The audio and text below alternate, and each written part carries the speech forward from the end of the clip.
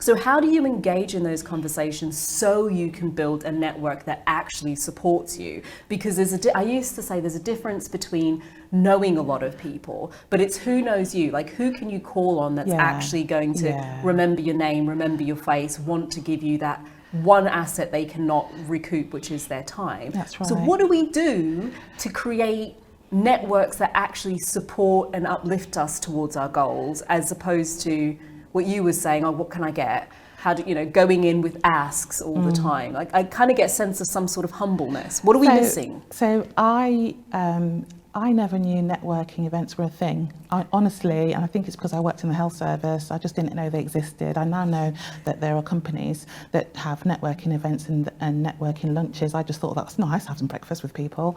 But I have never gone into any situation thinking of what I'm going to get. I think it's really important not to be salesy, not to be pushy, for want of a better word. It's sort of like go expecting nothing, and you never know what's gonna happen. I'm very easy around networking. I think it's around building relationships. I never think of the ask. I know what my own goals and visions, and I think it's really important to be open about that. But I'm not. So with my chief executive, I didn't say, "Oh, can you give me a job, please?" Because I've never had a job before, and it'd be really good for me, and it looked really good on my CV. I did get a job though, but I helped her with a little project that just came from nowhere. It was around COVID-19 actually, and the black staff in her organisation. I did that little job, and then something else came up. So, and that's how it works. Also, I do speaking, which is something I would do for free, and I found that when you do a speaking engagement, people want to talk to you, they want to network with you, and there were other things around. So by being available, I have never gone to a speaking engagement and said I am selling my thing. I don't know how to do that actually, but what has happened is that I do a speaking engagement, and then people go, oh, you'd be a good person to know, I could introduce you to so and so and so and so, and then something has always happened after every speaking engagement. So for me, it's quite a fluid process. I'm not a very ordered person, but I know that I like to, I've got a phrase, I don't like to leave a hand unshaken. I like to, if somebody reaches out to me, I'll always respond. I might not get there straight away, but I'll always respond.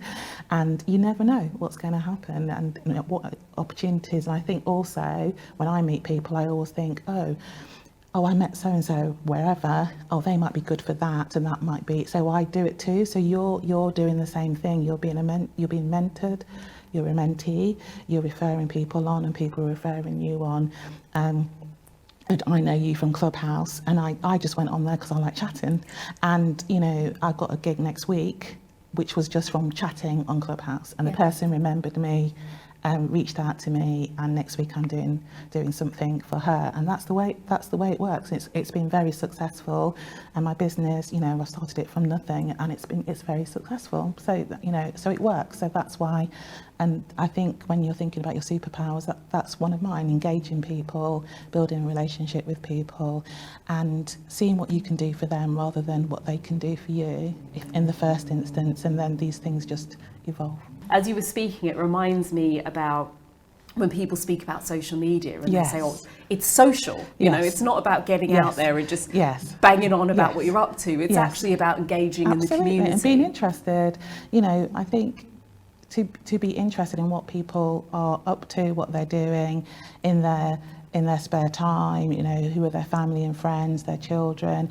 And I think people struggle, because I've heard this before, I'm not a network, I don't like it. I've heard people, I love social media, I love it. But, some people really struggle with it. And for me, it's just nosiness, and being interested, and it's like I like to know lots of people. And also, as I mainly work at home now, and I used to work in an office, I loved working in an office, but social media and networking, whether that's online or in person, is what my social now. So I don't really see it as hard work.